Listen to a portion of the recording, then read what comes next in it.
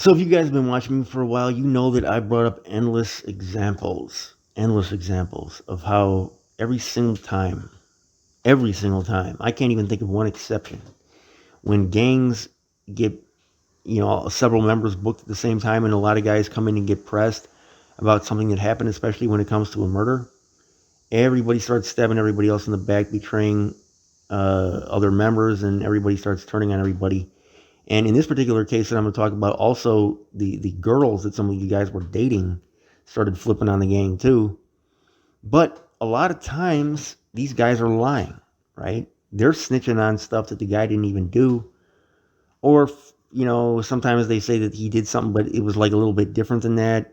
But they leave themselves out of it, or they like put somebody else into it, or they blame it on the ops, or they start doing a bunch of funny stuff. Then later on, when the threats start coming from the police, they change their story. And who knows if they were telling the truth first or second, or if they've lied both times, because that's possible. But we know at least one of those times they lied, and possibly both times. And so this is when a lot of this stuff falls apart, because what do the police do? We know what they do. Once one guy starts tricking on somebody, the police go to that guy and they say, hey, he just said you did it. And sometimes he didn't even say that, but they can say that, they can lie to you. This has happened plenty of times, and they set guys against one another and start them flipping. Now, instead of just saying, I need to speak to a lawyer, these guys actually talk to them, and this is what ends up getting a lot of guys in trouble. If they just keep on repeating that word, lawyer, lawyer, lawyer, no matter what they say, just say, keep on saying lawyer. They don't do that. They actually give in and they play that game, and the feds are going to win that game every time. And the reason you're going to lose is because your team is not going to play together. They're going to start ball hogging, and nobody's going to be passing to you. And not only that, they're going to maybe be scoring points for the other team.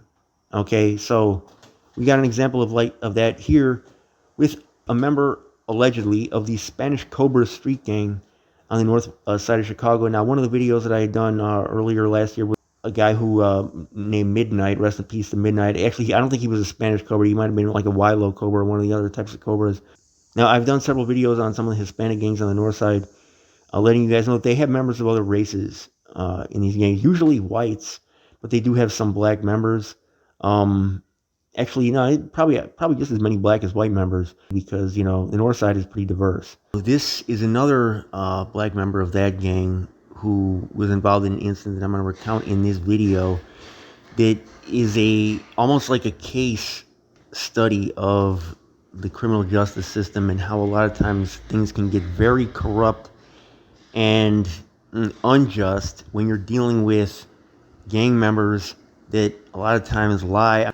This is particularly a problem when you've got guys who, have something to gain or lose themselves by telling on somebody else. Recent research tells us, and this is according to the website Death Penalty News, shout out to them for reporting this story before me, but research tells us that false confessions are more common than we previously thought, and that teenagers in particular are vulnerable to the kind of police coercion that brings them about. The problem has been particularly acute, they said, in Chicago, where incidents of false confession, especially those involving juvenile suspects in Cook County, reportedly occur at a far higher rate than they do in other jurisdictions around the country.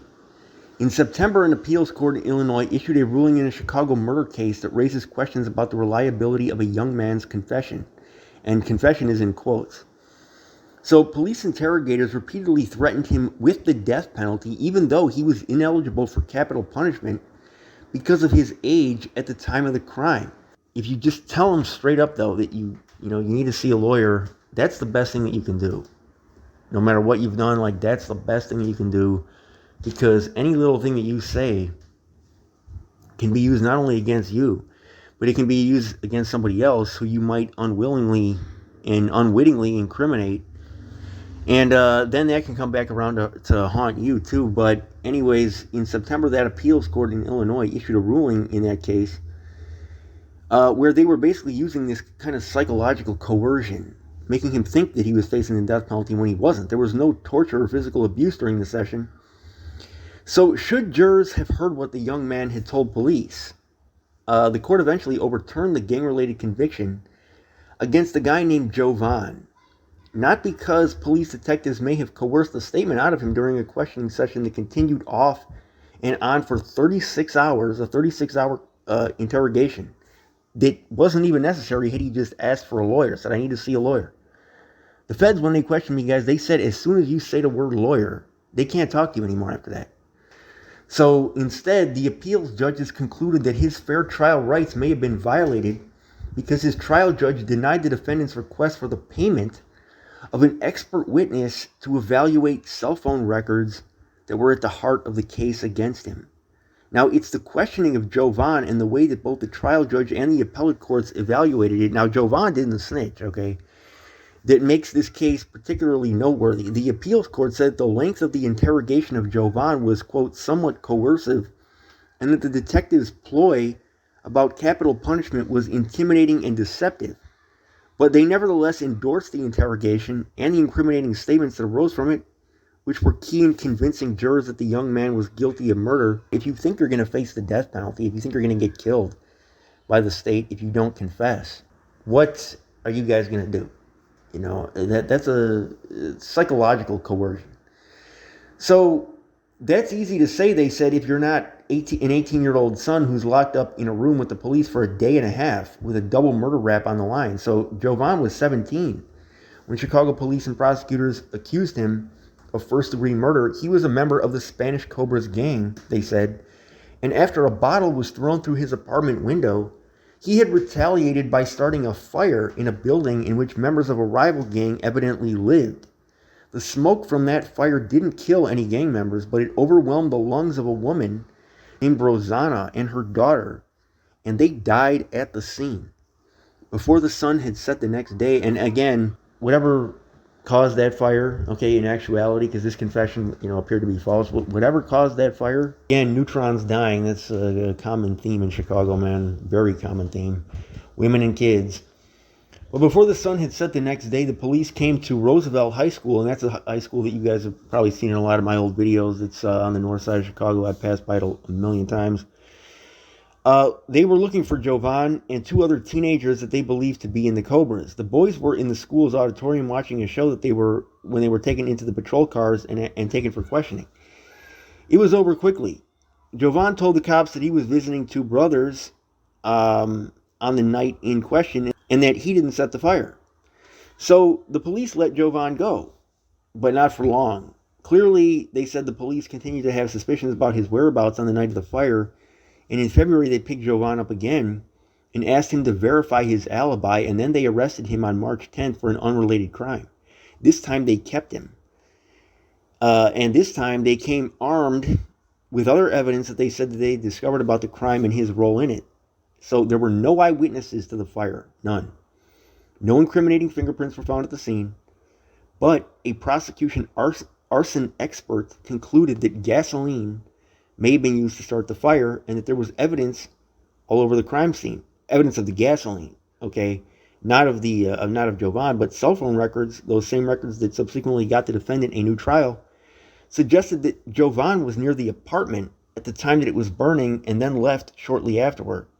But mostly what police did during this time was to get the suspects' homies to turn on one another, betray one another, and stab one another in the back. And I told you guys, it happens every time. For you shorties who are joining these gangs, it's guaranteed to happen. If they grip a bunch of you guys up, the people are going to start flipping, turning on each other, stabbing each other in the back, snitching on one another, and their quote-unquote homies. All that stuff is going to be exposed for how fake it really is. And so this incriminating testimony, again, there was no physical evidence. Okay, no fingerprints, no records of Jovan buying this gasoline. Incriminating testimony from these Cobras had the defense investigators going like, there's a guarantee from the police that he's going to be released from custody if these other Cobras incriminated Jovan. Okay, so the police are setting these guys against one another, telling them you're going to go free if you rat out the homie. The jury was told about this contradictory version of events because people's stories were not agreeing. Okay, everybody was saying different stuff, and the police were telling people like you're gonna get out of here if you rat this dude out. Well, the jury was told about this, that this stuff didn't agree, and that they were also told that these guys were lying when they had initially defended him. Okay, because you got to remember when the Cobras were first taken in there for questioning, they said he's innocent. Okay, so one of those times they were lying. It wasn't until they were threatened themselves that they started flipping. So when did they lie? That's the question. At first or after the threats? Well, after the threats, they had an even bigger reason to lie than before the threats, right? So not only that, but the girlfriends of the Cobras, they started changing their stories when their boyfriends started getting taken by police and the police started questioning the females, okay? So everybody's story's changing. Everybody's ratting everybody out after the police start pressing them. And at trial, one of the girlfriends testified that she had lied to those defense investigators. Now, it wasn't all the Cobras. It wasn't like every single member. But when Jovan was brought to the police station on March 10th, the cops knew, they said, that it would be a different sort of experience than his previous runs with the law. By this time, he had turned 18, an adult in the eyes of the law. The cops fed him and allowed him to sleep for a little bit. He was allowed to use the bathroom when he asked to do so. He was read his Miranda rights and said that he understood them. Nobody laid a hand on him. And all of it was recorded on video. From the appellate decision in the case, we can glean what his 8 hours of interrogation were like in some of its more intense moments. At one point, the detective said, "Oh, this effing makes you smirk, huh? Your little smirk. A 7-year-old girl is dead. You think this is an effing joke? What do you think they're going to do to you? You'll be in the effing penitentiary until you're effing 110 effing years old if you make it that far. That's if they don't effing give you the effing lethal injection." And there was this moment of, quote, dialogue or debate between the teen suspect and the detectives, as the appeals court put it. So they were threatening him with the death penalty, even though he wasn't eligible for it because he was a juvenile. So they said you could very well spend the rest of your effing life in prison if they don't effing give you the needle. I mean, you realize that for something that might have been an effing mistake, might have been a plan that went too far, but we won't know that until you tell us exactly what happened, who was there, and how it went down. So Jovan confessed. And then, when confronted with police representation about cell phone records, he changed his story again. He kept on, telling the police all this different stuff. 99% of what he was saying had to be a lie because, every time that he opened his mouth, he was saying something different. So the jurors asked for a transcript of the interrogation and cell phone records. They considered the evolving testimony of the defendant and his friends, and in the end, they found Jovan guilty. A judge later sentenced him to 2 consecutive 45-year sentences. So until his conviction was overturned, Jovan was looking at spending the rest of his life in prison. The threats made to him are not uncommon, even though the U.S. Supreme Court has consistently said that coercive interrogations may violate the constitutional rights of suspects and preclude their involuntary statements from being introduced at trial. The nation's judges have consistently allowed the police to undertake aggressive questioning of suspects, to exercise, quote, craftship of deception and intimidation of the sort made famous in countless movies and television shows with the suspect, quote, breaks. It goes to show you how a lot of times, with these gangs, there's a lot of guys, it shows you how a lot of guys can end up in there that are innocent, and how the death penalty, okay, if they do, give that out, a lot of times ends up getting innocent people whacked. So, yeah, a lot of times these guys, decades later, they're found innocent, because guys lied. You got to remember, every time these gangs get pressed, they flip on each other. So there's a lot of innocent guys sitting in there, man. Because guys save their own skin and they let everybody else rot. Yep, that's how it goes. Little boy, when you see the report, I'm out.